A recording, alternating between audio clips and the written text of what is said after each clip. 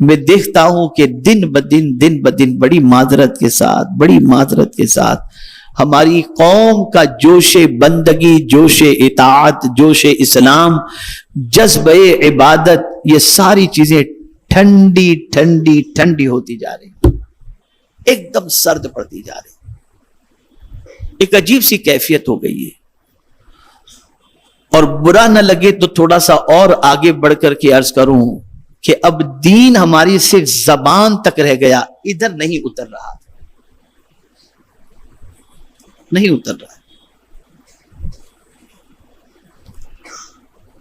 یہ نہیں بدل رہا اندر سے۔ آقا کریم صلی اللہ علیہ وسلم کا جو انقلابی کام ہے، اور جتنے بھی انبیاء کرام علیہم الصلاۃ والتسلیم تشریف لائے، ان کا جو انقلابی کام تھا وہ ظاہر بدلنے والا نہیں تھا، دل بدلنے والا کام تھا۔ انہوں نے دل بدلے لوگوں کے، سوچ بدلی لوگوں کی۔ ہمارا دل نہیں بدلتا۔ ہم اگر اپنے دل میں جھانک کر کے دیکھیں تو وہی گناہوں کی محبت، وہی دنیا کی محبت، بلکہ ہم بڑی معذرت کے ساتھ میں کیا بتاؤں آپ کو کہ ہم تو بندگی بھی کرتے ہیں نا، تو دنیا کے لیے کرتے ہیں، اللہ کے لیے نہیں کرتے۔ کیا کوئی 2 رکعت آپ کو ایسی بھی یاد ہے جو آپ نے اس نیت سے پڑھی ہو کہ مولا یہ 2 رکعت صرف اس لیے پڑھ رہا ہوں تاکہ تو راضی ہو جائے؟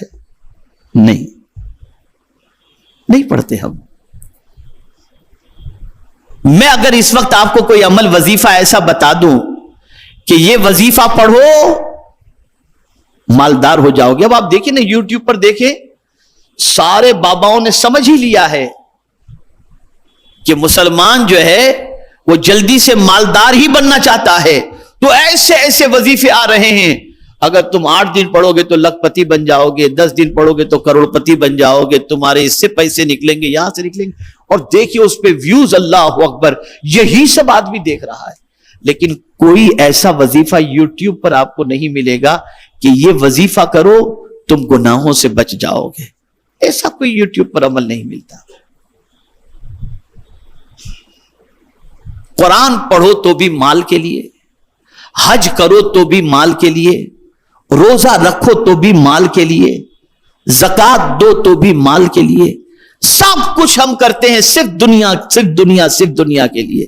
ہمارے حاشیے خیال میں بھی یہ بات نہیں ہوتی کہ ہمارا رب راضی ہو جائے۔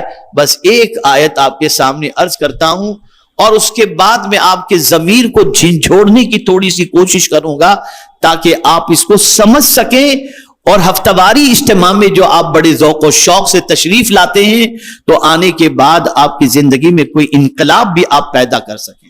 اللہ کی رضا کس طرح سے حاصل ہوتی ہے اس کا ایک قرآن کی روشنی میں ایک آپ کو میں طریقہ بتاتا ہوں۔ حضرت موسیٰ علیہ الصلاۃ والتسلیم سے رب قدیر جل جلالہ نے فرمایا اپنی قوم کو لے کر کوہ طور پر آ جاؤ۔ حضرت موسیٰ علیہ الصلاۃ والتسلیم اپنی قوم کو لے کر کے نکلے، لیکن معاملہ کیا تھا؟ معاملہ یہ تھا کہ نبی کی چال اور امتی کی چال میں فرق تو ہوتا ہے نا، تو حضرت موسیٰ کی رفتار تیز تھی، قوم پیچھے پیچھے آ رہی تھی۔ اب حضرت موسیٰ علیہ السلام کوہ طور پر جلدی پہنچ گئے، توجہ چاہوں گا، کوہ طور پر جلدی پہنچ گئے تو قرآن کہتا ہے کہ رب نے حضرت موسیٰ علیہ السلام سے فرمایا لما تعجلک عن قومک یا موسیٰ، اے موسیٰ تم نے تمہاری قوم سے آنے میں جلدی کیوں کر لی؟ کہاں ہے تمہاری قوم؟ تم جلدی کیوں پہنچ گئے؟ کہاں ہے تمہاری قوم؟ قربان جائیے جواب پر، خدا کی قسم رونگٹے کھڑے ہو جاتے ہیں جواب پڑھنے کے بعد۔ حضرت موسیٰ علیہ السلام اپنے رب سے عرض کرتے ہیں قال ہم اولائی علی اثری، میری قوم میرے پیچھے آ رہی ہے، اور میرے مولا تو نے پوچھا ہے نا کہ میں نے جلدی کیوں کی؟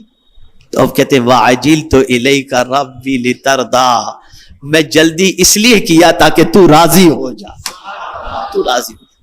انبیاء ہر چیز میں خدا کی رضا کو دیکھتے تھے، اور ہم ہر چیز کے اندر مال دنیا مال دنیا مال دنیا، اس کے علاوہ کچھ نہیں دیکھتے، کچھ نہیں دیکھتے۔ ہمارے ذہن میں رب کی رضا کا تصور ختم ہو گیا، ہے ہی نہیں، ہے ہی نہیں الا ماشاء اللہ۔ تو میرے پیارے آقا صلی اللہ علیہ وسلم کے پیارے دیوانوں، اس کو راضی رکھنے کے لیے جو کچھ بھی کرو، اس کو راضی رکھنے کے لیے کرو، روزے رکھو اس کو راضی رکھنے کے۔ اس ماہ مبارک میں رات کو اٹھو، مصلی بچھا، مولا تو ہم سے راضی ہو جا، اس کو منا لو، اس کو منا لو، اور وہ راضی، ارے اس کی تھوڑی سی خوشی بھی حاصل ہو گئی نا، تھوڑی سی خوشی، اس کو قرآن نے کہا ہے، تھوڑا سا بھی وہ راضی ہو گیا نا تو یہ بہت بڑی چیز ہے۔ قرآن کہتا ہے وَرِضْوَانٌ مِّنَ اللَّهِ اکبر، اللہ کی تھوڑی سی خوشی بھی بہت بڑی چیز ہے۔ ارے بھائی میں آپ کو سمجھانے کے لیے کہوں کہ آپ جس کو بڑا مانتے ہو، جس کو اپنا سب کچھ مانتے ہو، وہ آپ سے بات کرے یا نہ کرے، خالی آپ کو یوں مسکرا کر دیکھ لے تو آپ کہتے ہیں یار مجھے انہوں نے مسکرا کے دیکھ لیا، کہا کچھ بھی نہیں، لیکن آپ کو مسکرا کے دیکھ لیا، آپ کے دل کی کلی کھل گئی، انہوں نے مجھے دیکھا اور مسکرا دیا مجھے دیکھ کر کے۔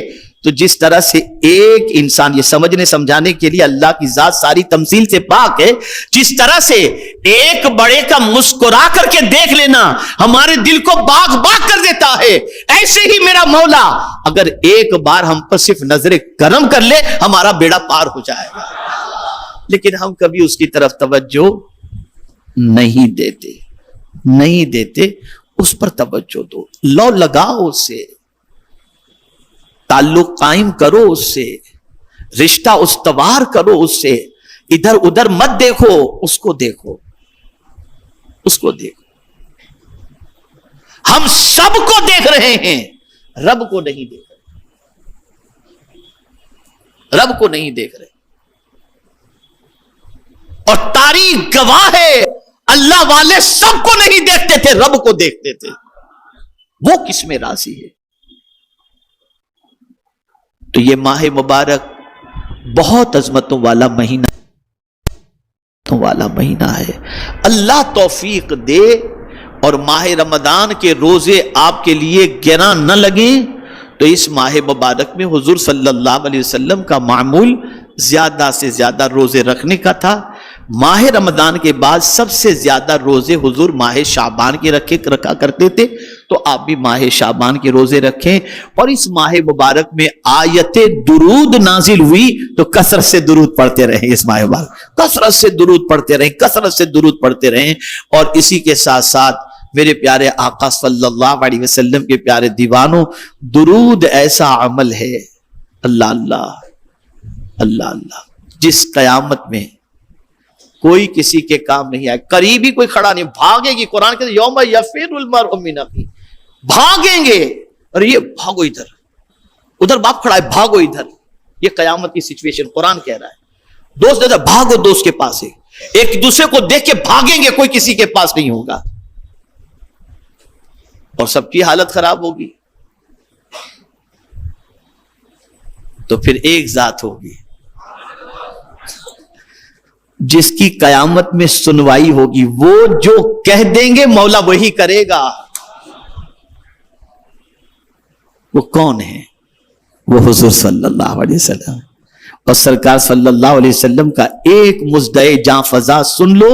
حضور صلی اللہ علیہ وسلم فرماتے ہیں قیامت میں مجھ سے سب سے زیادہ قریب وہ ہوگا جو مجھ پر کثرت سے درود شریف پڑھتا ہوگا۔ تو ماہ مبارک میں کثرت سے درود شریف پڑھو، کثرت سے درود شریف پڑھو، حضور صلی اللہ علیہ وسلم کا قرب نصیب ہوگا۔ اور میرے امام نے بڑی پیاری بات فرمائی، اللہ اللہ، آسیو تھام لو دامن ان کا، آسیو تھام لو دامن ان کا، وہ نہیں ہاتھ جھٹکنے والے۔ اگر تم نے حضور کا دست کرم تھام لیا، قیامت میں تو ہر کوئی ہاتھ جھٹک دے گا، لیکن اگر کوئی ذات ہے جو ہاتھ نہیں جھٹکے گی تو وہ مدینے کے تاجدار صلی اللہ علیہ وسلم کی ذات بابرکت۔ اللہ مجھ پر، آپ پر، سب پر کرم کی نظر فرمائے اور ہمیں ماہ شعبان المعظم کے احترام کی بھی توفیق نصیب فرمائے اور اس میں عبادت و ریاضت کی بھی توفیق نصیب فرمائے اور کثرت سے درود شریف پڑھنے کی بھی توفیق نصیب فرمائے. وما علینا الا البلاغ المبین. السلام علیکم ورحمۃ اللہ تعالی وبرکاتہ.